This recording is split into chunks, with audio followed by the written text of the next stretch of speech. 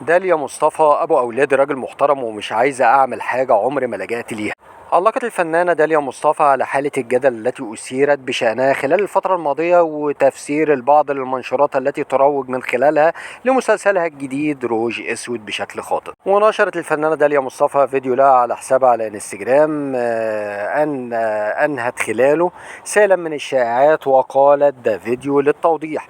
أنا سعيدة جدا بمسلسل روج أسود وكل حاجة أنا قلتها عن شخصية ليلى تخص ليلى، الخيانة اللي اتكلمت عنها تخص الشخصية في المسلسل.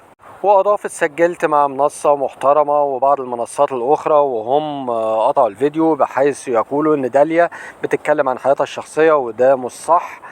وتابعت ابو ولادي راجل محترم شريف سلامة وانا عمري ما هتكلم بالطريقة دي عن حياتي وانا مش عايزة اضطر ان الجأ لحاجة مش حلوة وعمري ما لجأت ليها في حياتي زي اني ارفع قضايا وجو انا مش حباه. ارجوكم عتب ليكم عيب قوي تعملوا كده. وياتي حديث داليا مصطفى لإنهاء سيل الشائعات بشأن تعرضها للخيانة من قبل طليقها شريف سلامة وإن هذا هو سبب الانفصال بينهم. وكانت نشرت داليا مصطفى عبر حسابها على موقع انستجرام بوستر مسلسلها الجديد روج اسود وعلقت اكثر ناس قريبة منك هي اسهل ناس تقدر تأذيكي، استنوا ليلى في مسلسل روج اسود في رمضان.